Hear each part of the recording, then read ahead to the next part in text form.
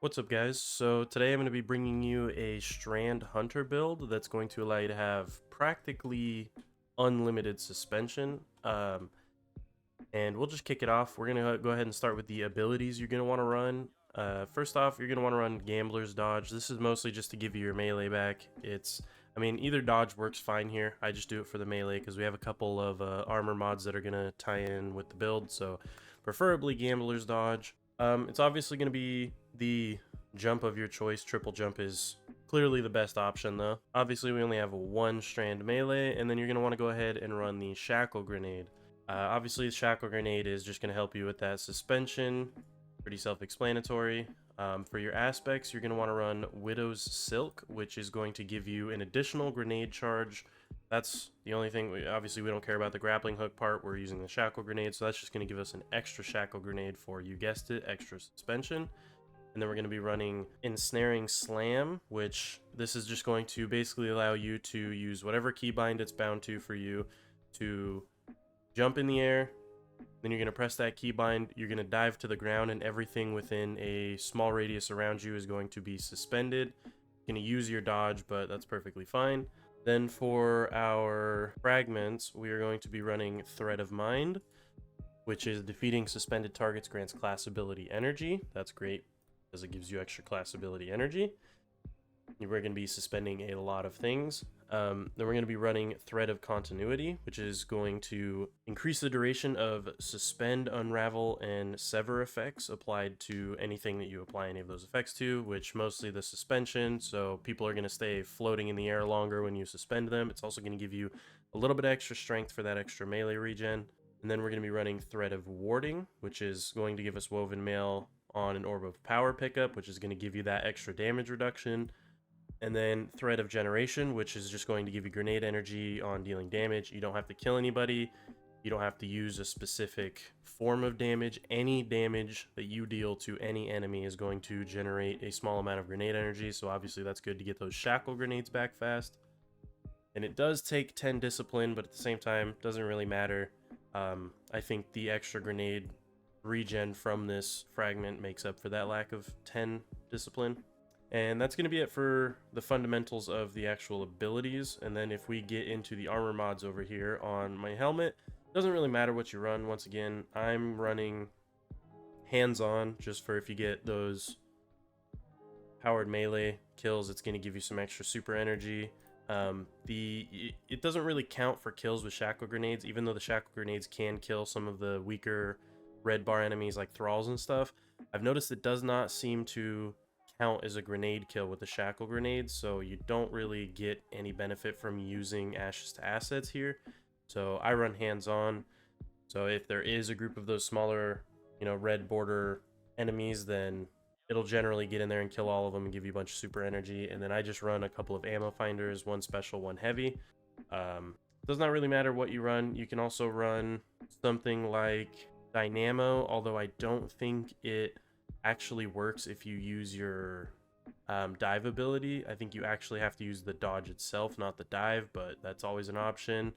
As well as pretty much any of your siphon mods are going to be good as well, but this is just what I prefer to run so that I get the extra ammo drops. And then on the gauntlets, I run impact inductions, grenade kickstart, and focusing strike.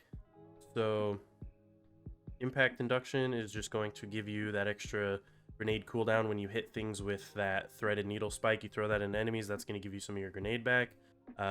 The grenade kickstart is just going to give you grenade energy for using your grenade. So if you get these main 3 stacks of armor charge that we're going to be getting pretty consistently, it's going to give you a pretty healthy chunk of your grenade back just for using it. So you're going to get around 30 to 50% of your grenade charge back just for throwing your grenade.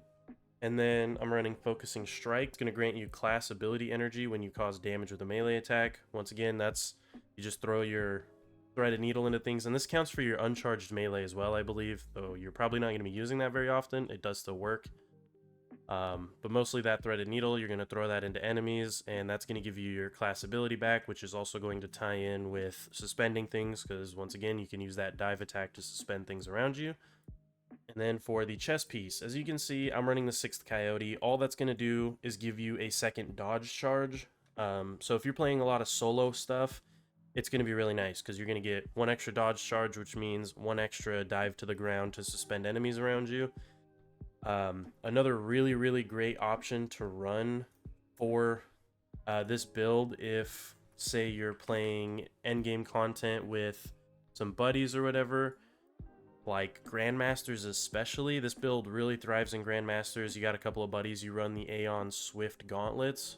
Those are going to allow you to put on an extra mod called Aeon's Inspiration, which when you execute a champion, that's going to guarantee drop heavy ammo for your friends. So that's another really great option to run for this build if you're running things like Grandmasters. But if you're doing solo content, I would say the 6th Coyote is a little bit better, just because that's going to give you that extra dodge charge, and obviously you're not going to need to generate ammo for friends if you don't have any. So getting on to the boots here, you're going to want to run stacks on stacks along with recuperation, innervation, and then that last mod doesn't really matter. It's just a mod because I have these specific boots. It's a stupid nightmare mod. You don't need to worry about that. So stacks on stacks is basically just going to give you an extra stack of armor charge when you pick up an orb of power. So that's obviously nice because we have that grenade kickstart, which the more armor stacks you have, the more grenade energy you're going to get back for just using your grenade. So now instead of only getting 1 stack of armor charge for picking up an orb of power, you're going to get 2. So that's really nice. This build should allow you to get up to about 3 stacks of armor charge, which, like I said, is around 30-ish%. I don't know the exact numbers, but it's around 30-ish% of your grenade every time just for throwing your grenade. The recuperation is nice because that's just literally going to give you health every time you pick up an orb of power, and obviously we're already going to be doing that. Try to get those armor charges, and those aren't necessarily crucial to the build. They do help the loop a lot of just constantly throwing grenades. As you saw in the intro, I threw like 4 grenades back to back to back within a very short amount of time, suspending everything. You don't need the armor charges, but they do help a lot. And obviously if you're already getting the orbs for the armor charges, you might as well be able to get health every time you get that as well. And then for the innervation, it's just going to give you, once again, extra grenade cooldown every time you pick up an orb of power. So you can see we're really going for those shackle grenades.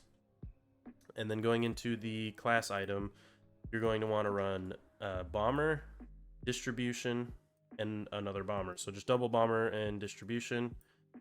Bomber is just going to reduce your grenade cooldown when you use your class ability.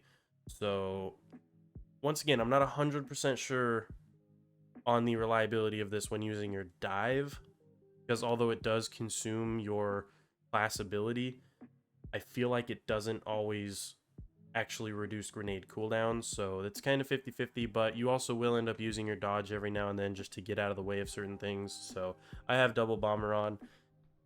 Same thing goes for distribution. I would like to assume that it works for the dive attack, but I feel like it doesn't always work, but at the same time, sometimes I feel like it does. So I'm just going to assume it does. So that's what we're running. Other great options here are the new mod that basically picks up all the orbs of power around you when you use your class ability. That's not a bad one.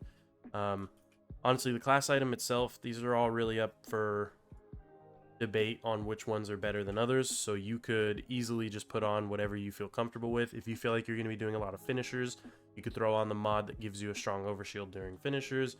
You could throw on a few different things here. It doesn't really matter what you run on the class item. This is just what I run, but once again, I'm honestly not even sure if these work 100% of the time. So, and then going to our artifact, the artifact, depending on the weapons you're running for this build, doesn't matter too much. The main things you're going to want to spec into here are obviously what I have spec'd into. You're mostly going to be looking for the counter charge, which is going to give you a stack of armor charge when you stun a champion. If you're doing a lot of those end game activities, that have a lot of champions, you're probably going to be doing a lot of stunning, which is going to give you that free armor charge to help with your grenade loop. Along with, you are going to be having, you know, woven mail a decent bit, because every time you pick up an orb, that's going to give you woven mail. So if you happen to perform a finisher while you have woven mail, you're going to give your friends that are nearby woven mail. So squad goals is a good one to pick up. And of course, you're going to want conductive cosmic needle. That's going to be really good because targets affected by strand debuffs take increased damage from arc and void abilities. So if you have friends that are running arc or void, every time you suspend an enemy, that technically counts as a strand debuff suspense.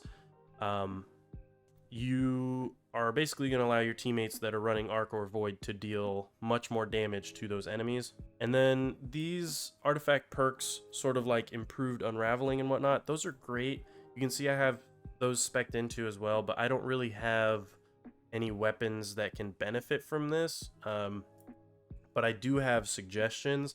The new trace rifle from the Season of the Deep dungeon would be really mean, because every time you get woven mail, you're going to get those, or every time you give or get woven mail to a teammate or to yourself, you're going to get unraveling rounds. So this is basically just going to allow that trace rifle to deal a lot more damage with the unraveling. So obviously the trace rifle from that dungeon is a great option, but I don't have it because I suck. So and you can see here, I just throw a shackle grenade left, I throw a shackle grenade right, suspend the entire room, and just start cleaning up mobs. I reshackle or resuspend this barrier over here to the left, along with killing and suspending any other enemies that are behind them with that shackle grenade.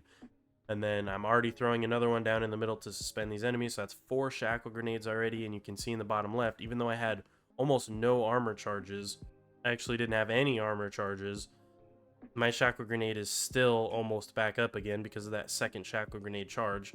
And when this mini boss here spawns in, I already have a dodge ability up still that I can use to then suspend this mini boss and just go to town with the xenophage, which of course, you know, is funny because there's the elevator music there, long ass xenophage reload. But yeah, it's a great weapon. Xenophage will work great here. That's pretty much, I mean, there isn't really a specific rotation for the build, right? It's pretty much just running around, spamming shackle grenades, picking up orbs when you can, throwing more shackle grenades. If you're out of shackle grenades and you still need to suspend enemies, or like you're getting pushed by a champion or something, you have those dodges. You can use both of your dodges to suspend those champions. I mean, other than that, yeah, it's literally, that's the build pretty much. I mean, you can see I'm pretty much breezing through this Legend Lost sector solo, about a dozen power level under or so, and it's not too bad at all. You can do master content with this build very easily. My power level is just still a bit iffy there. I don't have the patience really to do that, so I just ran a legend. But once again, you can tell they got red swords. I'm under leveled here and still breezing through this fairly easily with little to no difficulty here. And yeah, so if you guys like the video, then go ahead and like it, subscribe. I really appreciate it. I also want to say thank you for 200 subscribers. My last video did much better than I thought it was going to do, so thank you for that. And if you want to see more content like this, let me know. Bye.